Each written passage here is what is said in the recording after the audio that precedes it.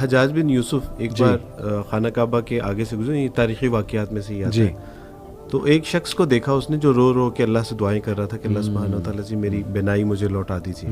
کہا کہ میں پچھلے سال بھی آیا تھا, اس سے پچھلے سال بھی آیا تھا, تو میں نے تینوں سال تمہیں دیکھا ہے کہ یہاں تم بینائی کی دعائیں کر رہے تھے. تو انہوں نے کہا کہ میں ذرا تھوڑا آگے کام جا رہا ہوں, واپسی تک اگر تمہاری دعا قبول نہ ہوئی تو اپنی تلوار سے تمہاری گردن اتار دوں گا. اچھا. جب وہ واپس آئے تو اس کی بینائی واپس لوٹ چکی تھی. یعنی اب اس کو اس بات کا یقین بھی تھا اور خوف بھی تھا کہ اللہ سبحانہ وتعالیٰ جی پہلے تو آنکھیں نہیں تھیں, اب اگر آپ نے مجھے آنکھیں نہ عطا فرمائی تو میری جان بھی جائے گی. یعنی اس کے اندر وہ ایک مانگنے کا وہ جذبہ بڑھ گیا. دوسری بات یہ ہے کہ میں نے ایک بار اپنے استاد صاحب سے پوچھا کہ استاد جی اللہ کہاں ملتے ہیں, یعنی میں وہ ایمان, وہ ایقان, وہ یقین, تو اللہ کہاں ملتے ہیں؟ تو انہوں نے کہا کہ بیٹا گندم کہاں ملتے ہیں؟ میں نے کہا گندم کے بازار میں.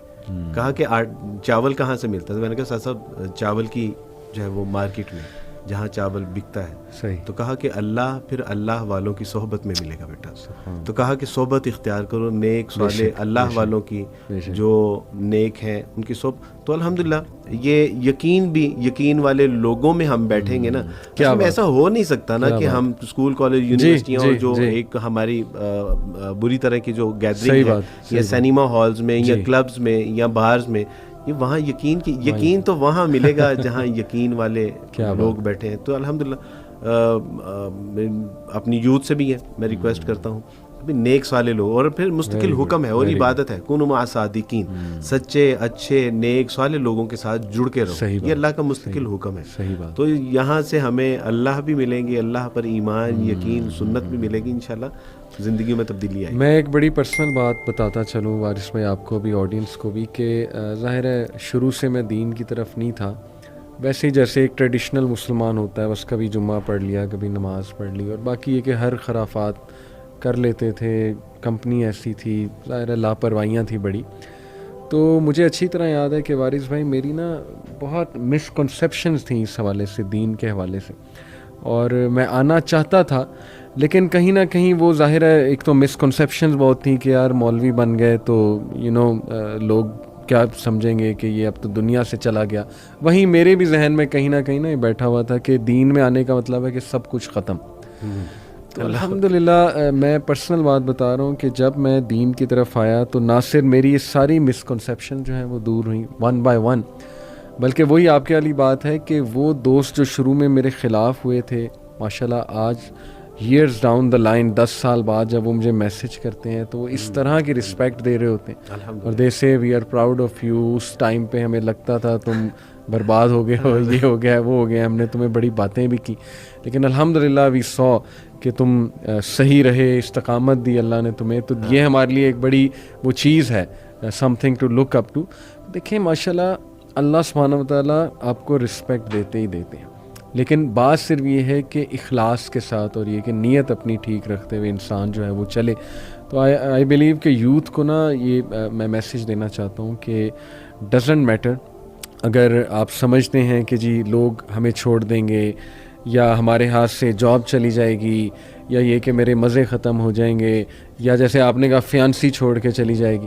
کئی ینگسٹرز ہیں وہ اس وجہ سے نہیں آ پا رہے, فیمیل میلز دونوں, ان کو جو ہے کہ وہ جو ایک بندہ ہاں ان کے ساتھ جڑا ہوا ہے جو ان کو جو ہے نا تڑی لگاتا ہے کہ جی اگر تم تھوڑا سا دیندار ہوئے تو میں چھوڑ دوں گا, یہ ہوگا وہ ہوگا. تو دیکھیں سو واٹ, آپ اللہ کے لیے چھوڑ دیں اور صرف نیت یہ رکھیں کہ بھائی میرے لیے اللہ اور اس کا رسول جو ہے وہ زیادہ امپورٹنٹ ہے. اور کئی لوگ میں جانتا ہوں وارث بھائی کہ انہوں نے یہ اسٹیپ لیا. ایک سسٹر ہیں ماشاءاللہ وہ اپنی یونیورسٹی میں کافی زیادہ جو ہے نا ایکٹیو ہیں ماشاءاللہ, ہمارے پوڈ کاسٹ سنتی ہیں تو کافی زیادہ موٹیویٹ ہوئیں, ایکٹیو ہوئیں. ایکٹیولی انہوں نے نا اپنے یونیورسٹی میں جتنی بھی خرافات تھیں ان کو سٹاپ کرنے کی کوشش کی. جو بھی ایونٹس ہوتے تھے کانسرٹس وغیرہ, یعنی ان اے گڈ وے حکمت کے ساتھ جو ہے نا اسٹوڈنٹس کو سمجھایا, بلایا اپنے آفس میں. ان کو ان کی ایڈمنسٹریشن کی طرف سے وارننگ آ گئی کہ جی آپ جو ہے نا وہ دیکھیں, بڑے وہ میٹھے انداز میں وارننگ آئی.